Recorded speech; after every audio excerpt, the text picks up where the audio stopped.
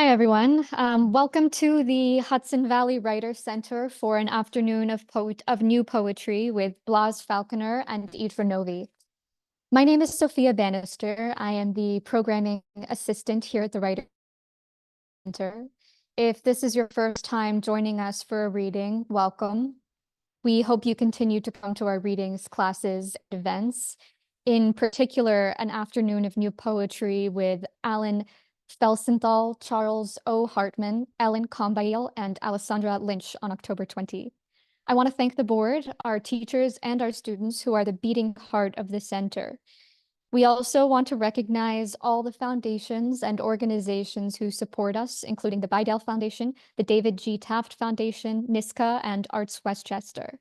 I also want to thank my colleagues, Jennifer Franklin, Misty Yarnall, Christina Papadopoulos, and Leslie Zena for all their hard work. And now it's my honor to introduce our first reader, Blas Falconer. His latest collection, Rara Avis, is published by Four Way Books, September 2024. He is the author of Forgive the Body This Failure, The Foundling Wheel, and A Question of Gravity and Light, as well as the co-editor of two anthologies, Mentor and Muse, Essays from Poets to Poets, and The Other Latine, Writing Against a Singular Identity. The recipient of a poetry fellowship from the National Endowment for the Arts and a Maureen Egen Writers Exchange Award from Poets and Writers, he teaches in San Diego State University's MFA program and is the editor-in-chief at Poetry International Online. Please help me welcome Blas Falconer.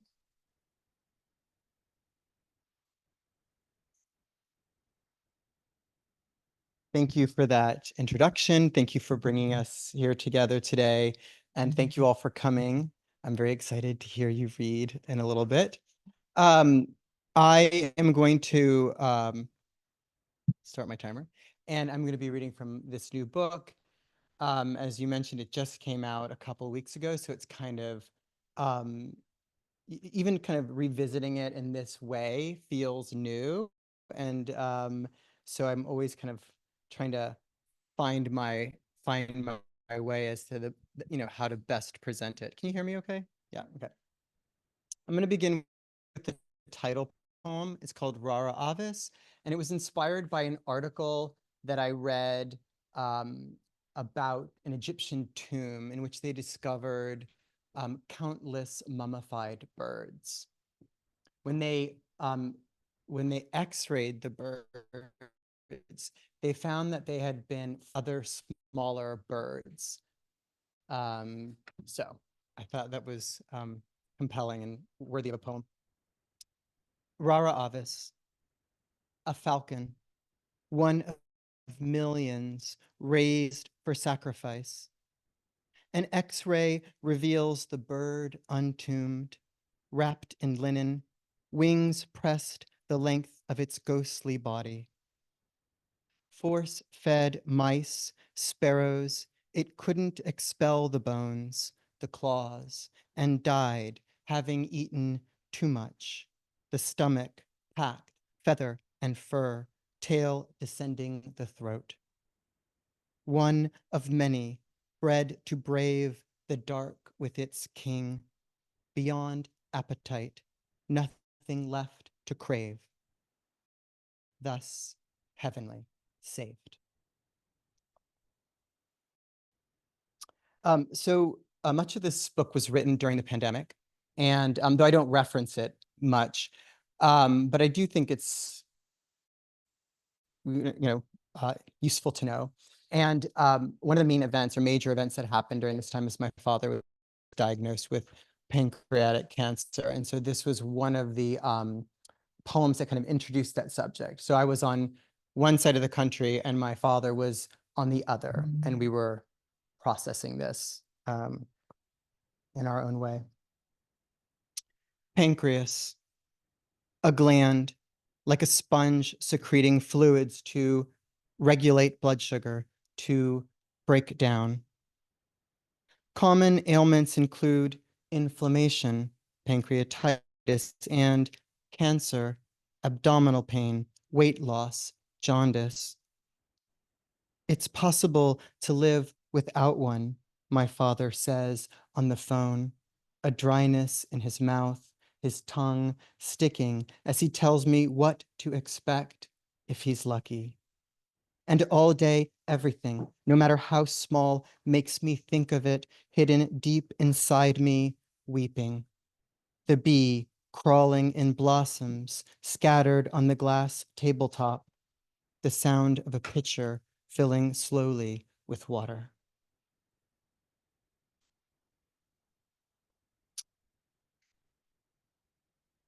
Um, let's see. Do I want to introduce this?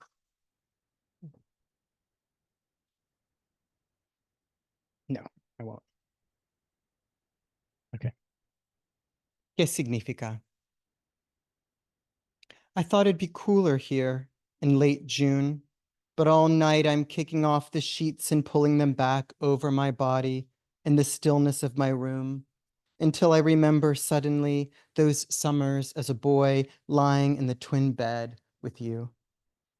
That was before the highway, when one needed to drive up and down the mountains to get from one side of the island to the other, and Salinas, where the fishing nets hung to dry in branches along the shore, and we swam in a clearing among the mangroves or rocked in a hammock behind the house where my mother and your father were born, still seemed untouched by America. Sometimes at the bakery or with the woman who sold lottery tickets outside the restaurant, or as the men drove us in the back of their trucks past the sugarcane fields, not understanding a word or turn of phrase, a joke someone made, I'd ask, ¿Qué significa? But it was already over or too hard to explain, you'd say. I grew homesick for English. One summer at the movies, you cried so hard it scared me, the screen lighting your wet face. One summer, sprawled out on the floor in front of the TV in our bathing suits, we began to wrestle, laughing until our hands, then our mouths moved across our bodies, driven by a force we let guide us. Then someone stopped, and we lay in the sunlit room breathing hard. Someone must have gotten up and walked away. Someone must have made small talk until we could pretend it never happened. Quiero verte, you said on the phone years later, both of us now with children of our own. And when I made it back one day to the island, I drove to your house, knocking on the large door at the agreed upon time. But no one answered. The flamboyant trees were in bloom, their bright red blossoms scattered on the street, and it didn't take long to get back to my hotel, but I got lost. I'd never been to that part of the city, and so much had changed. The next poem I'd like to read is, I'll read this one. I had gave a reading once and from my last book, and someone said, you must be a really great father. And I thought, I need to explore some of those other moments in which I'm not my best self. I think. I don't want to give that impression. And this is one of them. It's called Long Gone. I think everybody's had this experience.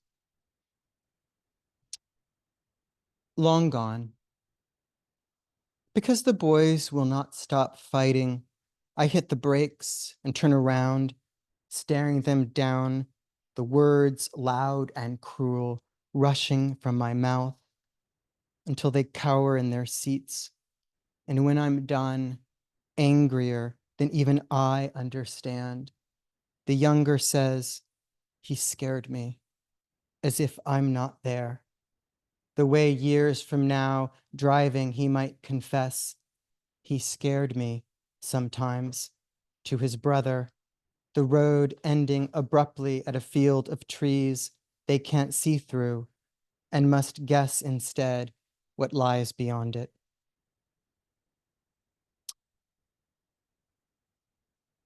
I have a number of poems that respond to visual art, and this is one of them. It's in 3 sections.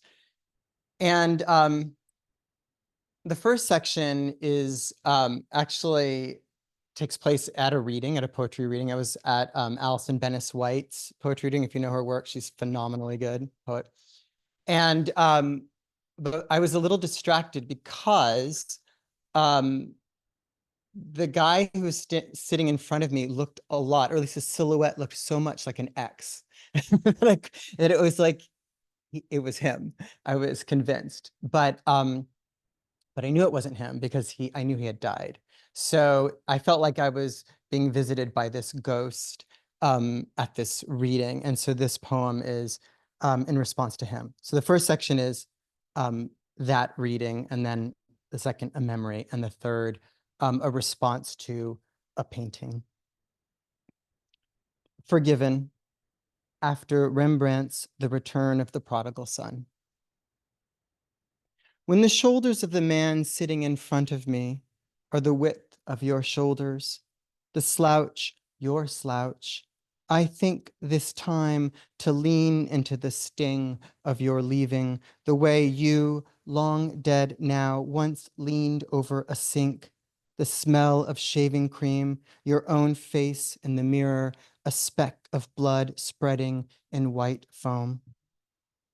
We sat there for nearly an hour, me and not you, and the poet on stage who said, a snow globe shaken relives the same shatter.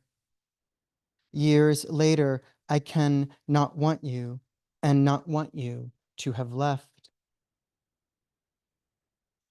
I held your waist and we rocked slowly under our studio's one window, which glowed with the morning paper you taped there so neighbors couldn't see. News of storms hitting the coast that summer, news of war.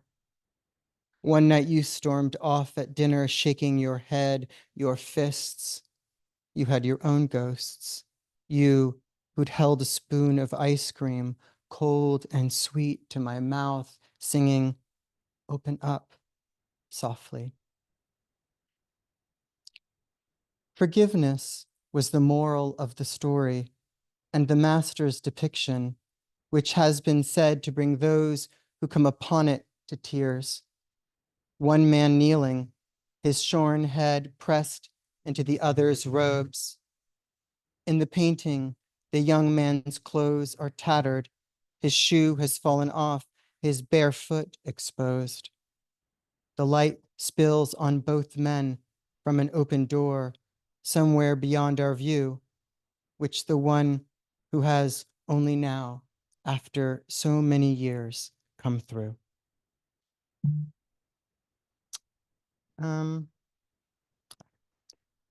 So I have two boys, and one of them was very involved in swimming, and it got very serious very quickly.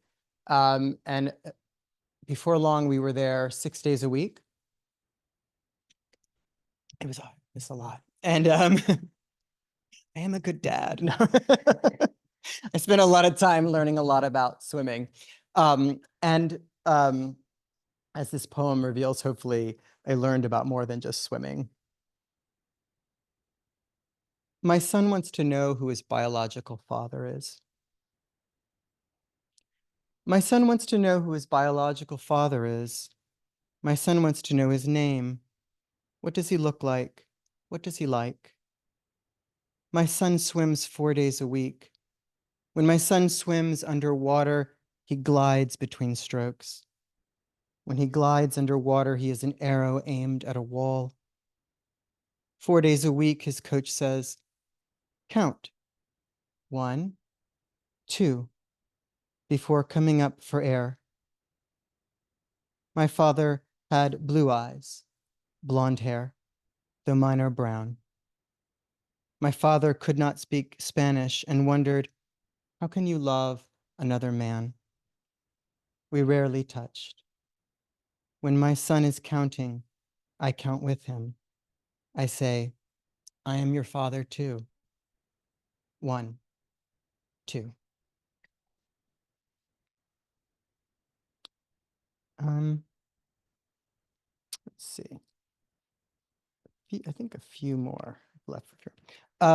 Fatherland.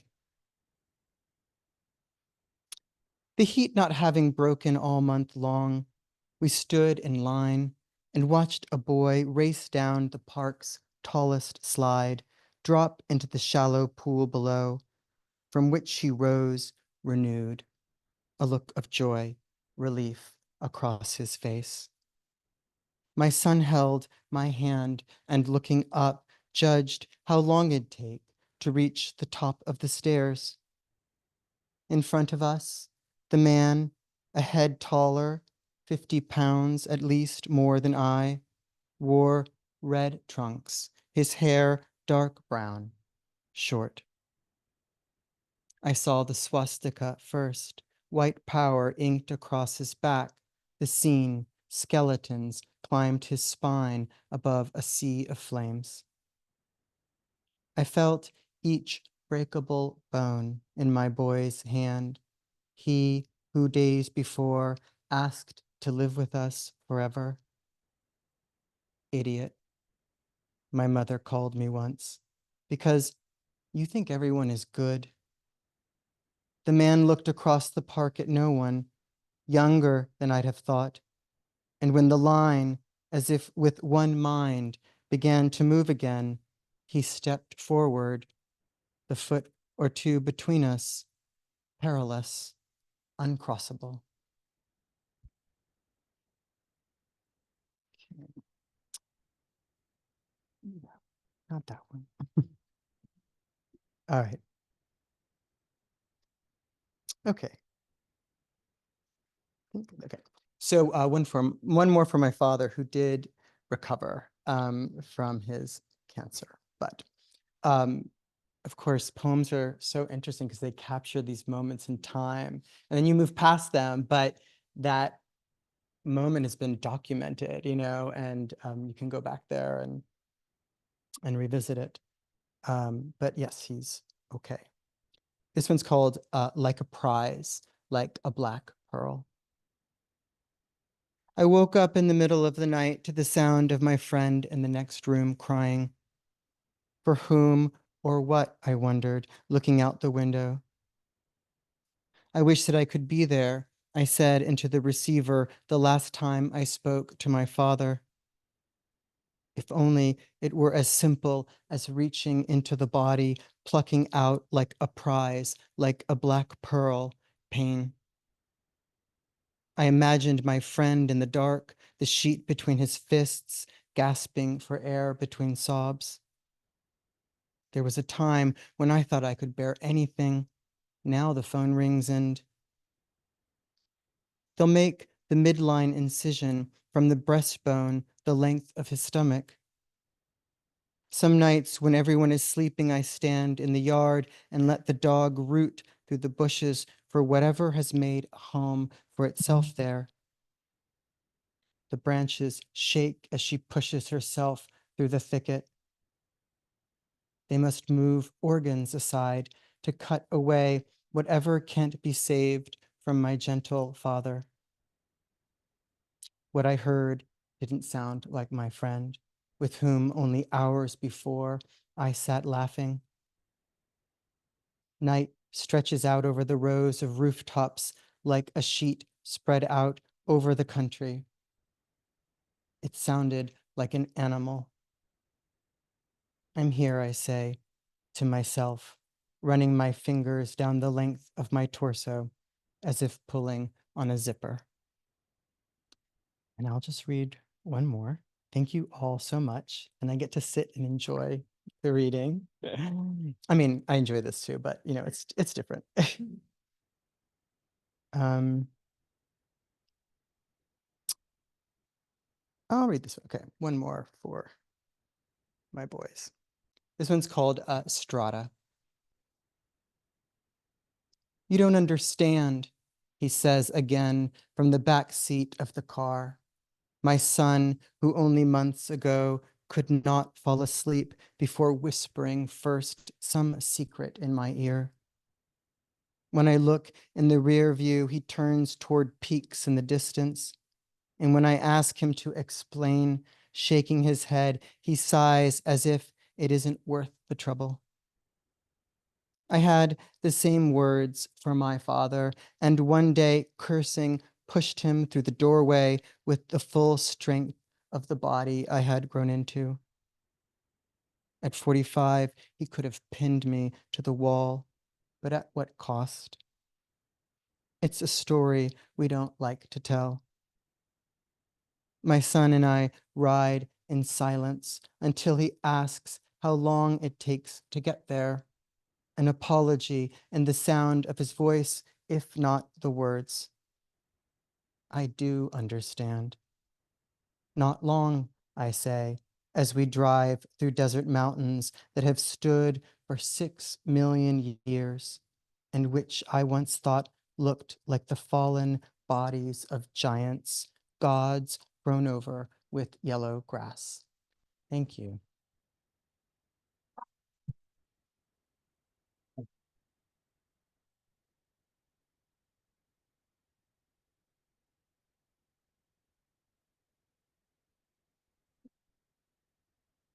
Thank you so much for that beautiful reading. Reading next is Idra Novey, whose new poetry collection, Soon and Holy, is out now from Wesleyan University Press. She is the author most recently of Take What You Need, a New York Times notable book of 2023, and finalist for the Joyce Carol Oates Prize, and 2 other novels. Her second poetry collection, Exit Civilian, was chosen by Patricia Smith for the National Poetry Series. She is the co-translator with Ahmad Nadalizadeh of Iranian poet Garous Abdolmalekian, Lean Against This Late Hour, a finalist for the PEN America Poetry and Translation Prize in 2021. Her fiction and poetry have been translated into a dozen languages, and she's written for the New York Times, The Atlantic, The Washington Post, and The Guardian. She teaches creative writing at Princeton University. Please join me in welcoming Idra Novey.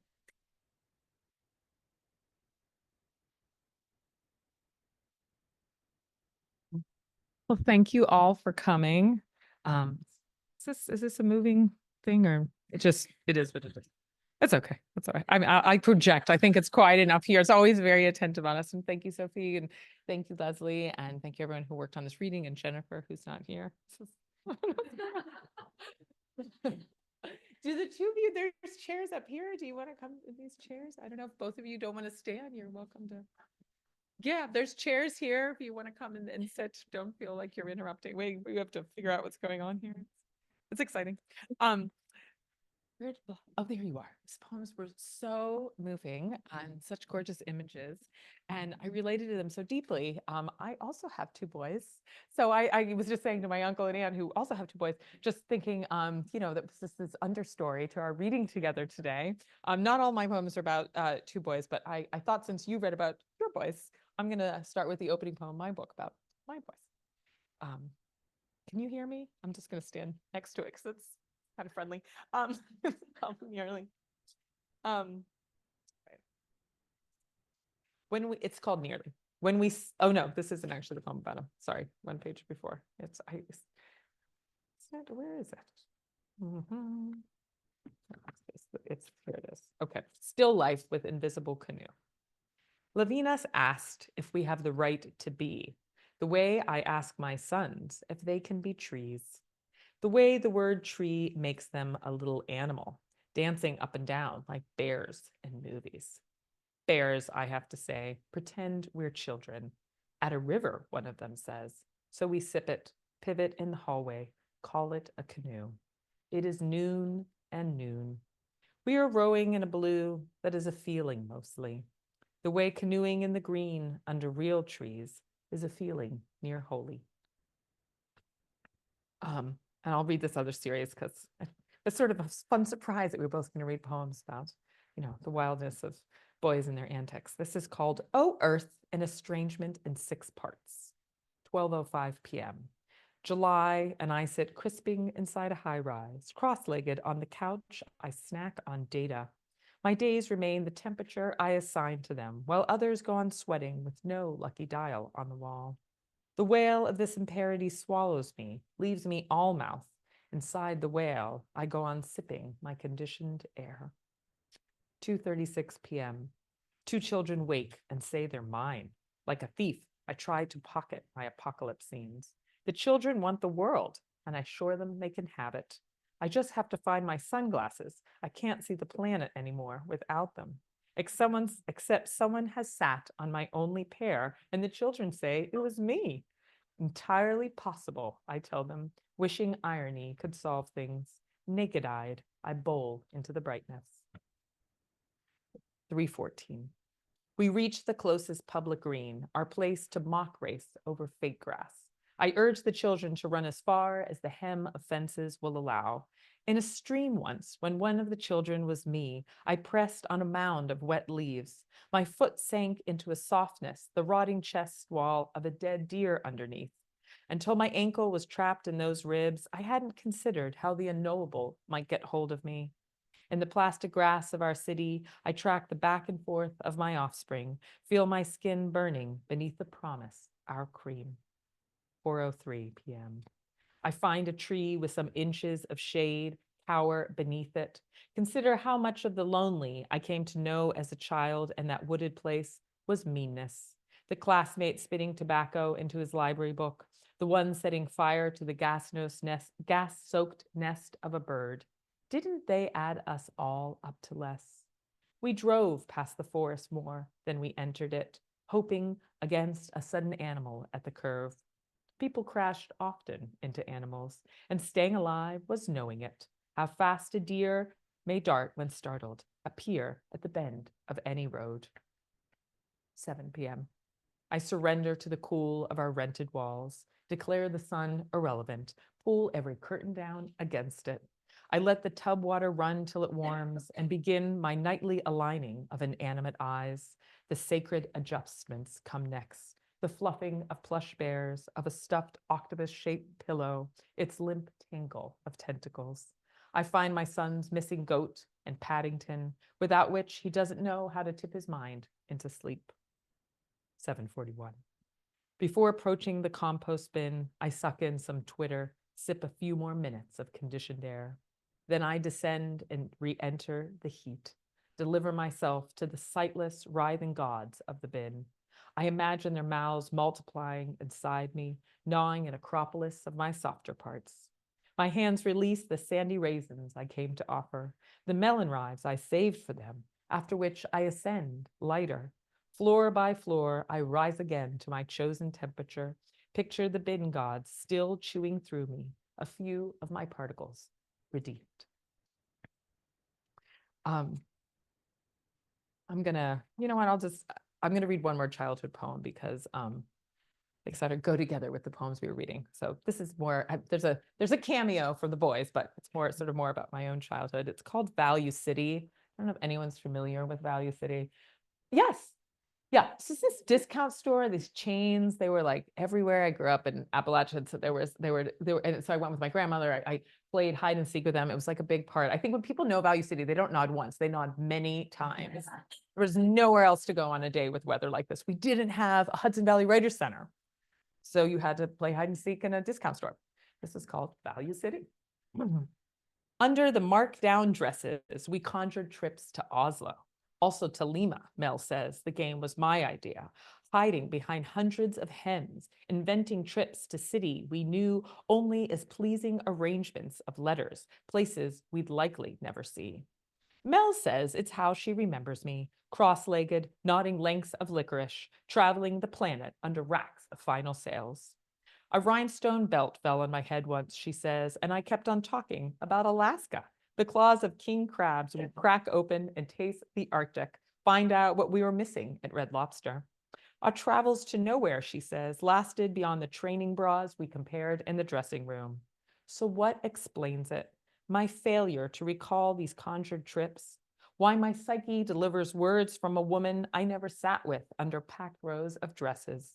The poet Fanny Howe asking what keeps the temple of imagination burning with candles against all odds, whether it remains behind a nipple and a bone.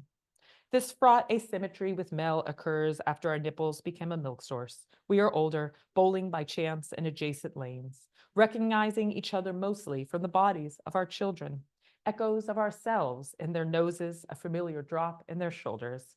How is it possible, Mel asked? You recall none of it? Not even the red stickers that stuck to our palms? You must remember picking off those stickers, she insists, amid news of her divorce, her interest in crystals.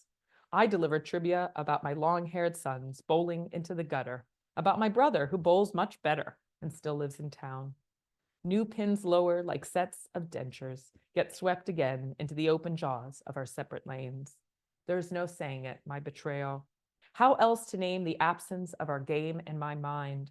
The thick clouds over Lima, I remember.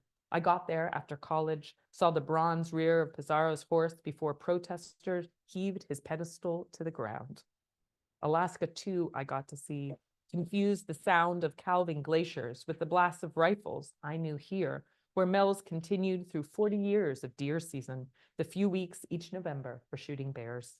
If I'd stayed, had Oslo remained a sonic cluster, would my lack of recall rub less? Guilt is what floods me at my swift retrieval of Fanny Howe's lines, but not the hems in Value City. I tell Mel the rhinestone belt must have done something to my brain. We hug, exchange numbers we'll never use.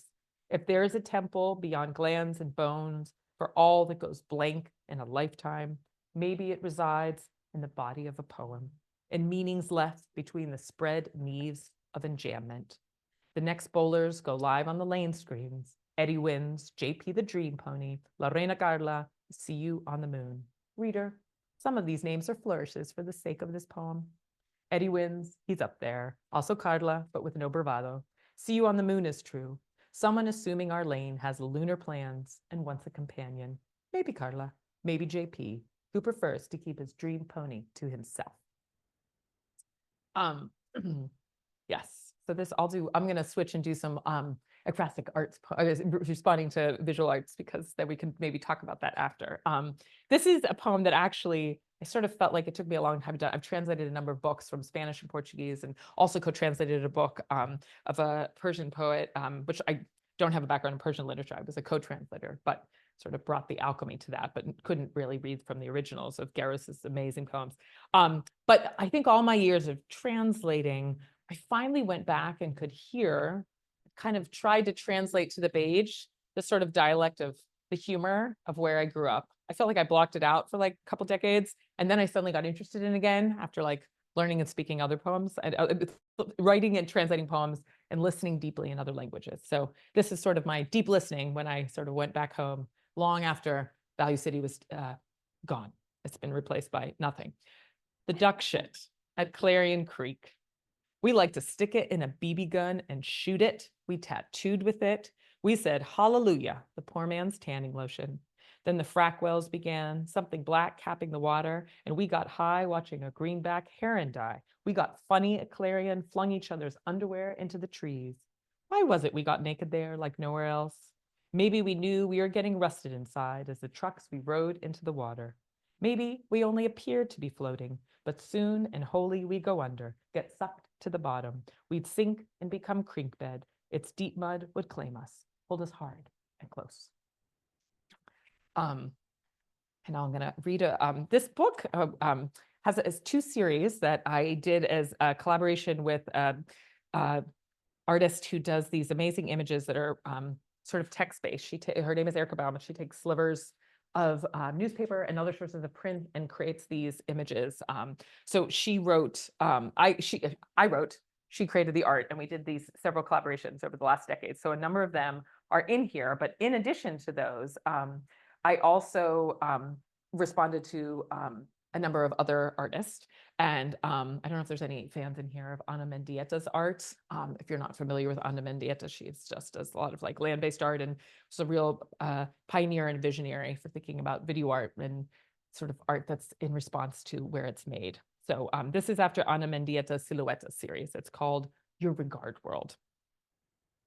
The world said, all we can see is your body. And she said, see it here, world, in an open tomb in Yagul, overtaken by flowers. The world said, women are most legible when committing acts of self-sabotage. And she said, demented, demeaning world, watch these rocks of yours, watch them heave and breathe as I emerge from beneath them. She said, watch me carve myself out of my own hands. She said, here I am, coming out from under your endless dirt world, making it give way to my knees and legs. And if a sublime inversion of death from beneath your rocks isn't an art world, then what's your regard worth anyway? She said, watch this bright remaking into sand. And the world said, outsider, we're not inclined to bide the sight of you with any kind of light. The world said, let's talk about your husband. And she said, please regard me from behind this mustache, this beard, this bleeding down my face. She said, world, you are green insect, specter, man to plant. She said, shadowy planet, a woman can catch the light to spite you, can outlast, digitize in twigs, rocks, ash, and gunpowder, can flame back 1,000,000 times and burning silhouette. Ahmad Nadalizadeh, if you just watch videos, you'll be inclined to want to write a poem like that. It's just one of those things you can just watch your whole life and every time see something else in them that sort of brings you back to thinking about, I think, of translating art into words. I'm gonna just do one more sort of a long poem. This is, just because my aunt and uncle are here, and this has a moment in it from my dad, which I think they will enjoy hearing. I hope all of you will enjoy hearing it. This is called That's How Far I'd Drive for It. And it's for a poet friend of mine who never published her poems. And there was an issue of Poetry Magazine that was talking about poetic influence. So I wrote to Sharif Shanahan, who was editing it, and said, this is about a poet who influenced me, but had never had any interest in publication. And Sharif kindly wrote back and said, I don't care if your influence, the person that who interests you ever published or not. It's just about the power of the influence, which I thought was a great answer. And so this is for the poet H.G., who never published her poems. I'm in the car with Helen, supreme guide to proceeding otherwise. My relatives refused to travel hours for a rhubarb, but Helen said, why get out of bed if not for a private quest of minor significance to anyone else? It's a question of libido, she said. Sometimes you wake up craving sex. Other days, a hunger comes for shoveling to dig up whatever your relatives deem worthless. All it takes to stymie a private quest is one fallen tree over the road. To proceed, we had to turn back, resign ourselves to the snaking nature of progress. Once more, we drove through Tyrone, a township of farms and tire stores, a garage in which a boy burned his eyebrows off, tinkering with wires under a car, and became my grandfather. I was named for someone before him who didn't begin her life here, never learned to write in English, yet still managed to plant something that perennially thickened, red and edible. Beneath us, the cement ended on a, oh, hold on a second. I think I just, yeah, it's fine, okay. Beneath us, the cement ended on a road with no name. Over rutted gravel, we discussed what was compelling us to continue, if it was libidinal, or if it was something simpler, mere stubbornness. We didn't bother talking about being lost. We had no hunger for stating the obvious. Helen said maybe a fellow human would appear if we played better music. We belted Tina Turner, and it worked. We found humanity. A woman exiting a house, a man behind her with a strip of white hair like a skunk tail. These are the people, Helen said. They will know what we need to know. And in 10 minutes, they delivered us. We reached the yard where my namesake's rhubarb had returned, unbidden for a century. My father scoffed at so much gas and distance for a plant I could buy at any garden store. My stepmother predicted futility, said whatever I did or not, the rhubarb would die on the hot, long ride to the home I've chosen elsewhere. But the real question, Helen said, is how your family lived these hours instead. Are they dancing right now? Are they singing Nutbush City Limits with Ike and Tina? Are they making out, even considering taking off their clothes? Trisha Brown said, dance is a disruption of the everyday. See also the ineffable, what stirred Helen to join me, to refine her gorgeous poems and pile them in a drawer. A year later, she nearly died. Recalling her near death, Helen spoke of our trip, bringing our bodies all those miles to a stranger's yard. To break up the ground around the root clumps we'd come for, the current owner jumped onto the step of his shovel. He gave me a shovel to use my weight and jump as well, a duo disruption of the everyday. We circled and loosened the earth, spoke only in gestures. It was a dance as transcendent as anything I purchased tickets to attend. Helen almost died at 4 p.m. on a solo drive to a flea market. She forgot to click her seatbelt, had taken a sleeping pill that caused a blackout in the car. Yet the blackout didn't end her. A lack of audience for her poems didn't either. My namesake's rhubarb didn't perish on its hot travel over various states to new ground. Its leaves have grown broad as the ears of elephants, as the living elements of ancestral presence I'd been craving. My son churned the ruddiest stalks into sorbet. He chopped up its petioles with strawberries into pies. Meaning is a hunger some of us need to eat and eat it. I've got a bridge to show you, Helen told me after she didn't die. The most magnificent bridge collapse into a muddy river you've ever seen, she said. To really sate the libido for symbolic experience, she told me, we could strip and swim right under it. Thank you.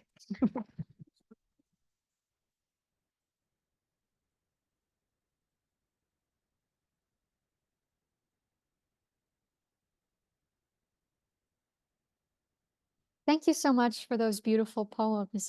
If both readers would like to come back up to the front and have a seat in these chairs, and you could get the conversation started by asking each other questions. We would love to hear what you have to say.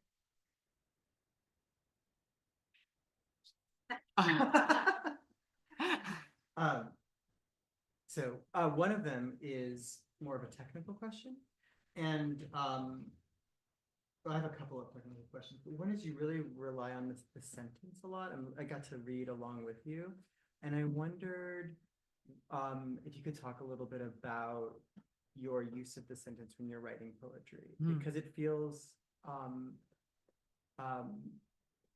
important, I think, in that tone, like the humor and the kind of speed. You talked about reading fast, but the poems kind of invite that. Fast, right? So anyway, I was wondering if you could talk a little bit about kind of that craft element and that, particularly like your use of the sentence. Well, that's a great question. Thank you. I love talking about sentences, as we do as poets. I mean, I think for me, the sentence is my unit of meaning.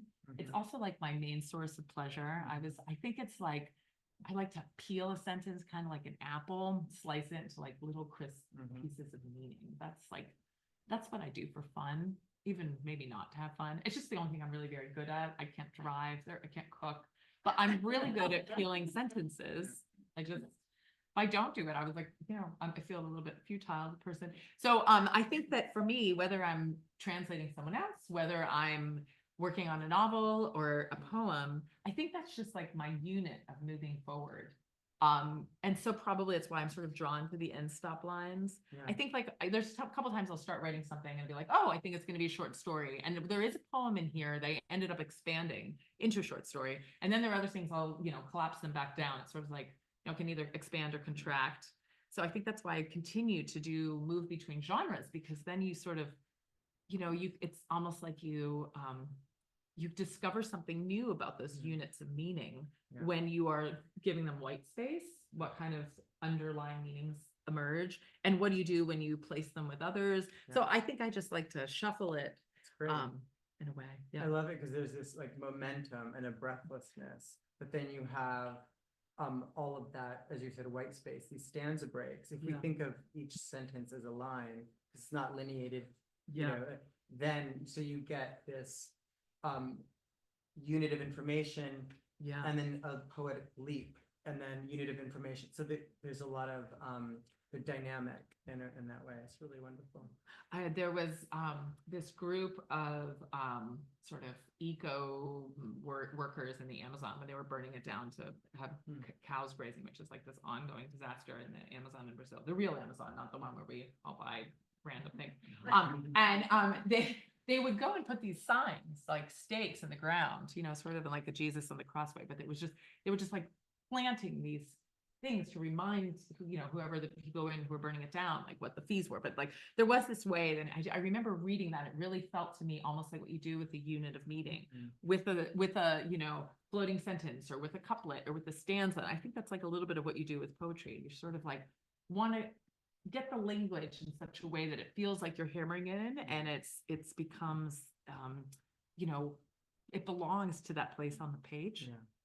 And also calls attention to the meaning of that place on the page. Like this is the place in the forest of this poem where this must grow in some way. Question for you, hearing your poems, was thinking, you have like a varied length, but there is like a narrative impulse in the poems. Yeah. And I was just, some of the poems seem to sort of grow from a scene, of like a conversation or a moment. Yeah. And some of them sort of contain several moments. Yeah. So I wondered if, when you're working on a poem, when do you realize it might actually end up becoming several poems, or that you're going to put them together? Yeah, that's a great question. So I don't know. I mean, so one poem, I didn't read it here. It's called publsihed, and it begins with this scene of a memory I have with my mother when I was young. We were standing in line. We were getting ready to pay gas for the gas.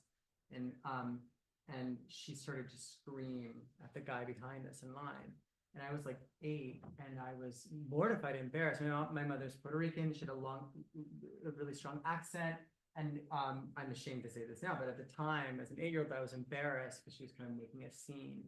And then it became clear to me that he had grabbed her, touched her very inappropriately. And all these men were there. And they were all looking at her like she was crazy, right? And then so that's when I got embarrassed. And then she made it clear what had happened. And I wrote about that moment, and it was like this, I thought, oh, that's the poem. And I was like, you can't just do that. You can't just create that moment. You have to speak to it. But I didn't know I'm a man, how am I going to speak to that? And so about 3 years later, I wrote this other scene in which, and I was just writing, and it was about my father and I were downstairs, and we heard what sounded like a woman crying. And without saying anything to each other, we looked at each other and we thought if my sister was in her room, and we started running up the stairs, like something was wrong with her. And then I realized that it was just that the radio was really low, and there was a song on it. It sounded like someone crying or screaming or whatever. And so I wrote that. I'm like, I think those two go together, but I don't really know how. And so like it happened over years.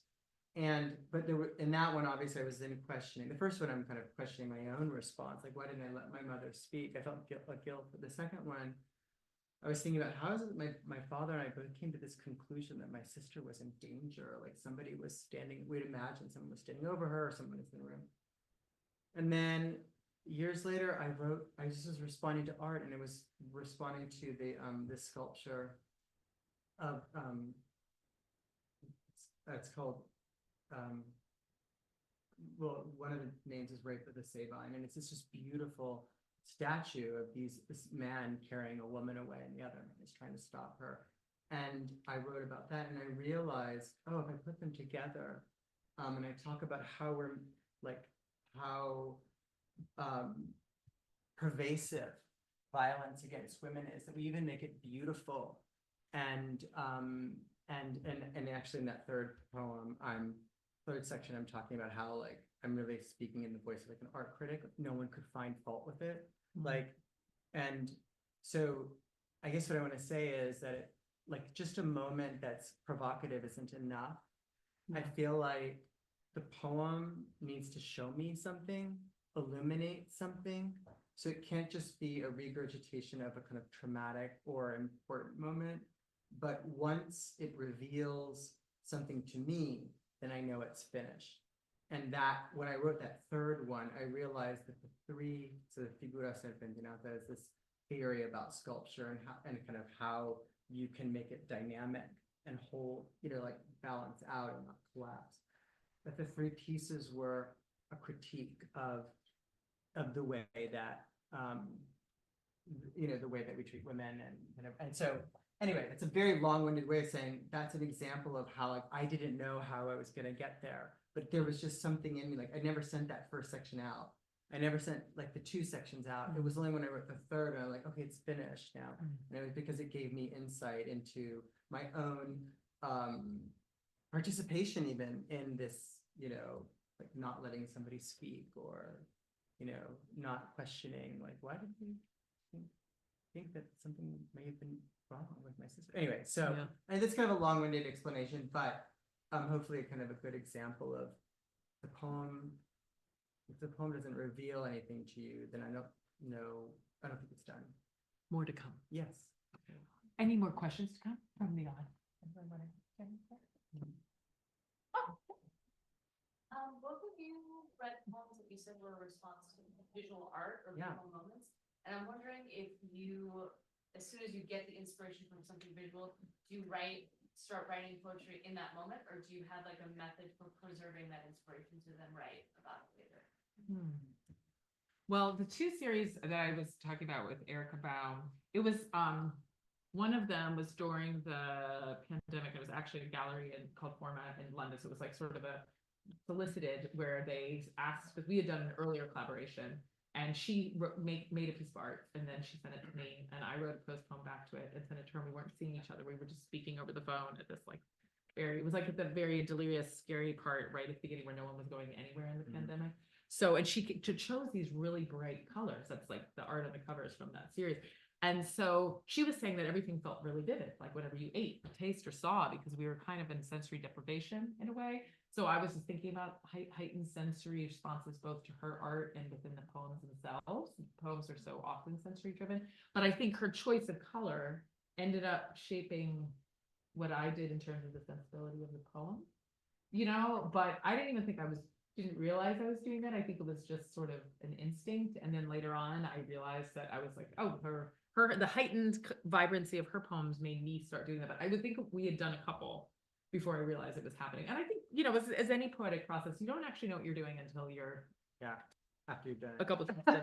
Yeah. I think you did it. That's what I was trying to do all along. Yeah. I approached ekphrastic work differently on different occasions. So I was part of a project that was spearheaded by Francisco Aragon, and it was through the Latina Studies program at the University of Notre Dame. And anyway, what he did was he brought together a bunch of Latino writers, and we were asked to respond to visual art by Latin American Latino visual artists. And so in that case, I went to look at the art, and I chose the piece that I wanted to respond to, and actually what I did was every night I had to write a new poem. So I would walk around the exhibit until something hit me, and then I'd go and I'd write all night, and I had to send the poem by 9 o'clock the next morning, and then go back to the museum and write it on. So that was one way, and that was fun. It was, and also nerve-wracking. But it was exciting because you would walk by something so many times and nothing, and then you'd hit it, and for whatever reason, that time in that light or something somebody said or whatever just opened a door for you. Another And thing, the opening the door thing, it does require like a couple trips sometimes to see the work of art more than once. One thing I've done that's interesting, if you're interested in writing ekphrastic poetry, to get to that door, is that I had students where they would look at a piece of art, and I would say, well, imagine, how would you respond to this piece of art when you were a moody teenager, for example? Unless they are moody teenagers, then it would be the present response. You know, then I would say, how would you respond to this, you know, in the middle of your life? How could you imagine yourself responding to this, you know, at another point in your life, so that you're opening that door of thinking about what you are bringing to the interaction with that piece of art? Because I think that's what opens the door, is going back more than once. So I think, like, even if the students, they can pick 3 times, it could be before lunch, after lunch, but it was just 3 points in time interacting with the piece of art in a way that you sort of thinking about, like, well, where are you? Where is your body? Where is your relationship to thinking, and, you know, at that time? I think the other way that I like, sometimes it just it's like a metaphor, like something happened, like in the poem I read, Forgiven, you know, there, like, here was this ex who I knew was not alive, had come to visit me, I felt. And then I thought of that painting with the same narrative, right? Obviously it wasn't a beloved, it was a son, but it just kind of, somehow the stories like one made me think of the other. But one time, there's another poem in there where it came to me because I was walking my dog, and our neighbor has this amazing orange tree, and I always want to eat the oranges, but I feel like I can't take the oranges for some reason. But anyway, there was this like hesitation, and I was going to steal the oranges, and I did, but I plucked it. I plucked the orange, and I was like, I had like run with the dog. I didn't, but I was thinking like, I'm going to get in trouble for this for some reason. And it made me think of Masaccio's painting Expulsion from the Garden, and like just that, like, you broke the rules, like you've done something, and and it just sent me back to this painting that or this fresco that I've loved for 30 years. And I remembered this one detail, and that was that the chapel, in the chapel, Masaccio painted the scene so that the light coming through the window would cast a shadow on the figures in the painting, the same way it would cast a shadow on anyone watching that. So your shadows were kind of in the same space. And that just sent my mind down this path of thinking of myself as this like descendant of Adam and Eve having taken from the apple. So it just kind of comes to you, I think, in those like magical, mysterious ways. And yeah, that's what makes it fun. Another question. Hey there, great reading. I appreciated both your poems about parenthood and your children. I also write a lot about my two kids, and they're 11 and 9, and they're kind of approaching an age where they're becoming more themselves and more aware of me writing about them. And I'm curious if you've already approached that age, or if you're going to approach that age where they're becoming closer to teenagers, and does that change the way you feel about writing about them, or change the kind of poems you're writing in which they feature, or how you sort of approach them becoming more themselves? Yeah, I sort of think that in my poems, at least, it's about my experience. Like, I'm fluffing the plush bears. I'm, hiding under the 2 inches of shade and the, fake turf park or whatever. Like it is about, but they're really only sort of, just there, but I wouldn't want to expose them. I don't really have them saying anything, except for like where there's the one line about the river, but I don't say who said it. I think I might have even invented it. Like there are ways that they're there. Yes, they went bowling, but many people do. Like I think there's ways that like, even if they're there, I try to make sure that if there's a vulnerability in the poem, it's fine. That I never expose them or make them vulnerable in the poems. Like it could be any child at all. You would never finish the poem and know them. You would know me. I think that's sort of how I think about it. Yeah.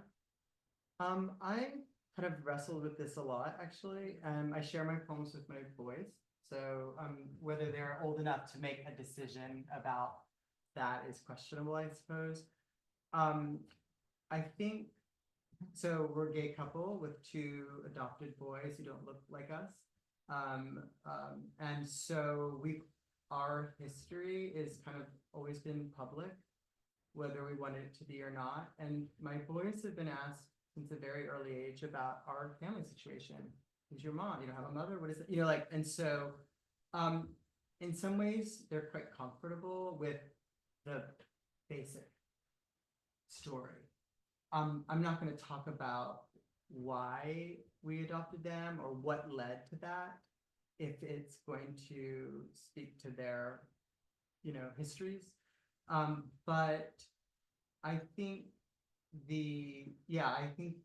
I am thinking about myself more than exposing them, and they're a part of my life. And so I feel like I have to be careful, and I may overstep, but I check with them, and so far they say no. So so that's where I am. But it's tough. It's tough to how are you? Because they don't want their picture taken, but they don't want me to take their picture. Yeah. But they kind of like that a poem's been written about them. They, they sat in the audience and they're like, yeah, that's true. That's where they so far they're really excited about it. My daughter saw her name in the book and she's like, oh, I'm famous. Yeah. But yeah, so far it's all positive. Yeah. I'm curious if it switches. Yeah, it might switch still, but right now it's okay. Great reading, thank you. A very beautiful poem, that one about your boy. And I want to use it as the trampoline to ask my questions for both of you, actually. It made me think of Jack Spicer and an interview that Bob Dylan had, I believe for 60 Minutes. Spicer thinks that poetry comes to us. We are like a microphone, and then Bob Dylan, I remember saying that he could not write what he wrote in his youth anymore, the same person. So as I was listening to that poem, and literature is a lie, but it's a beautiful lie. So, and the gentleman mentioned that his children think they are heroes. But were you thinking what you said in the poem when he was doing 1 and 2 under the water, or did you arrange it? Did it come to you? So when you write a poem, is it that you just leave it there and probably it comes back to you, or do you create, or are you just the transmitters of what you're giving to us now as listeners? So for that poem, I'm trying to think about this. So I really did go 1, 2. You know, like I really was like, the coach said to do this, and he's there in his practice, and I would go 1, 2, like, and I mean, that's just a way of like, you're so, you know, as a parent, you can be so in touch with, or wanting to be in touch with where they are. And so that became more like a metaphor for like this, a connection that we shared that was kind of also distant, right? I thought, I think what the poem was trying to suggest is a recurring challenge to accept that there is this other father who's absolutely legitimate and real, and that space has to be shared with the speaker, right? And that's I think the poem is just acknowledging that's a recurring struggle. Like, it's not like you resolve that and you're like, okay, I figured that out, and you know, and so, but the poem tries to often compress these kind of burdens, or whatever you want to call them, into one moment to kind of to amplify them, right? So in that way, it is a lie. Like, did I think 1, 2, you know, I'm your father 2, 1, 2? Probably not. You know what I mean? But the two ideas kind of came together, I think, to resonate. So does it make sense? In that way, yes, it's true with a capital T. I'm not accusing you of No, lying. I know you're not. I'm just saying, Yeah. how did you do it? Right. Because It's you can think for days. And You don't think and you it. cannot come up with. You don't think it. You're right. No, Right. you're not thinking it. You're just in, like, right. Yeah, you're right. It's not something like you can, I'm going to think the poem, then write the poem. It doesn't work that way. In the writing, your brain is magical. It brings things together in ways you can't, you couldn't have predicted. And so, yeah. And so that's kind of, yeah, it just happened in that moment in which you're kind of reliving a moment. You're present in this imagined scenario. Yeah. I don't know. Oh no, I agree. I think that it is. It definitely happens. You're in the moment, but something kind of seeds in your mind and comes back later. Just one other. We could maybe do one last question. Thanks, Idra. I wanted to ask a translation question, actually. And I agree. I love the rhythm, the community rhythm of your poetry. And I was curious, when you're translating other people's poetry or prose, how, like, in terms of the meaning that gets planted and its familiarity to us as readers, like, how cozy do you want to be with us as like the recipients of the poem in terms of the references and the images? I mean, because I presume, I imagine that a lot of the work you're translating, some of the humor would go over our heads if we don't have the same references, we don't have the same experience, people who read in the original language. So, like, what's the struggle for you, also being a poet who's trying to give us like a kind of cozy and funny experience doing that for other people's work? Like, how much do you feel like it's good that it goes over our heads a little bit, or how much do you want to bridge that distance for us as a translator? I guess, I mean, I think writing the poems in this, or writing translations, or even writing novels, I do think for me, it like goes back to the sentence, which is, George Saunders talks about the heightened ambient intelligence of a sentence. And I think that's what I think about. I mean, whether it's cozy or not, I mean, some sentences can be, a little bit frosty, and they maybe are a little more emotionally remote, but then the next one, a door opens, right? So I think it depends on the sentence, because sentences can do so many different things. And sometimes the humor is a little buried, and then it sort of, comes up later, or like you're trying to shift registers from a moment that's just guts you. And then a couple lines later, because it was a devastating moment, you share the relief of somebody sort of coping through humor. So I think it's sort of like, if you're translating the moments, you just have to be true to the moment. I think I just try and make the sentence true to that sliver of experience. I don't think so much, I guess, about the reader, as opposed like, what is the sentence doing and how true is it? Yeah. So if you write another language, and you're like, okay, how much, like, how close do I want it to be to the original? How much do I want to kind of like? But I think that, you know, like, that's like a rhetorical question, but ultimately the work comes down to the sentence itself. I'm translating an actual sentence with the writer's actual words. And then you just have to be true to making those words come alive in the other language. You know, like, I think I try not, it can be very, you can feel stymied, I think, if you get caught up in sort of those larger questions. You're like, I have 10 words in Portuguese and I have to find the set number of words to recreate the magic of that sentence in English. And it's just me in that sentence, just like you would in a poem, I think, in a way. Thank you all for coming.